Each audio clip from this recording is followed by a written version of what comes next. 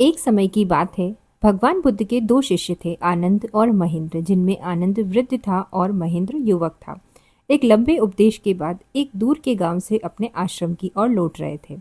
वे दोनों बौद्ध धर्म के कठोर नियमों का पालन करते थे, जिनमें एक महत्वपूर्ण नियम यह भी था कि वे किसी भी महिला को छू नहीं सकते और न ही अनावश्यक रूप से उनसे बात कर सकते हैं।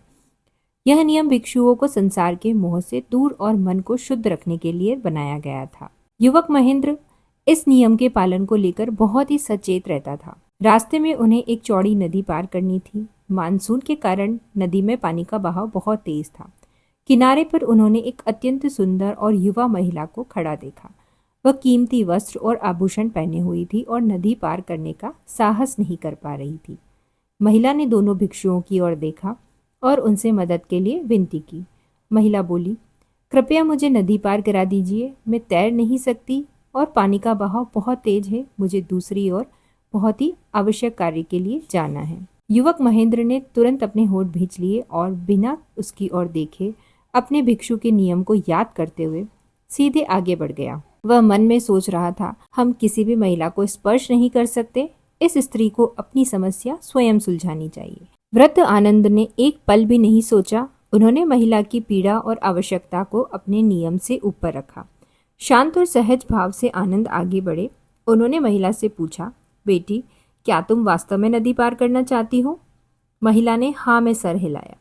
आनंद ने उसे अपनी मजबूत पीठ पर उठाया, तेज धार वाले पानी में उतर गए और धीरे धीरे नदी पार की। दूसरी ओर पहुंचकर उन्होंने महिला को सुरक्षित उतार दिया। महिला ने कृतज्ञतापूर्वक उन्हें धन्यवाद दिया और अपने रास्ते चली गई।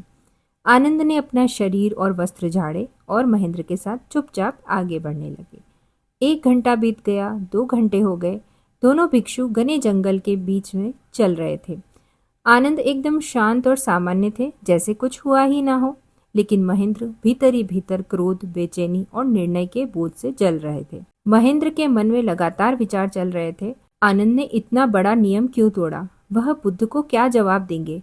एक वरिष्ठ भिक्षु होकर उन्होंने इतनी बड़ी गलती कैसे की? उनका मन इतना कमजोर कैसे हो गया? आखिरकार असहनीय मानसिक तनाव के कारण महेंद्र से रहा नहीं गया। वह रुका और कठोर स्वर में आनंद से बोला, आनंद, मैं आपसे पूछना चाहता हूँ, क्या आपको याद नहीं कि हम किसी महिला को स्पर्श नहीं कर सकते? आपने उस युवा स्त्री को अपनी पीठ पर उठाकर हमारे कठोर नियमों का उल्लंघन क्यों किया? आनंद रुके। उन्होंने महेंद्र की ओर एक गहरी शांत मुस्कान के साथ देखा। आनंद ने अत्यंत करुणा और सौम्यता से कहा, वत्स महेंद्र, मैं तो उस स्त्री को ठीक नदी के किनारे पर ही उतार कर आ गया था। मैंने उसे वहीं छोड़ दिया था। आनंद ने गहरी सांस ली और अपनी बात पूरी की। पर मुझे लगता है कि तुम उसे अभी भी अपने मन में और पीठ पर ढो रहे हो। महेंद्र को यह बात सुनकर बिजली का झटका सा लग गया। वह स्तब्ध खड़ा रहा और उसे तुरंत समझ आ गया कि शारीरिक क्रिया से अधिक हानिकारक मन का अनावश्यक बोझ होता है। आनंद ने अपनी जिम्मेदारी पूरी करके तुरंत उस घटना को छोड़ दिया था, जबकि महेंद्र कई घंटों से उस घटना को अपने मन ही मन दोहराकर अपनी ही शांति को नष्ट कर रहा था। उस पल महेंद्र ने अपने मन से आलोचना, निर्णय और अतीत के बोझ को उतार कर फेंका और उसे सच्ची मुक्ति का अनुभव हुआ।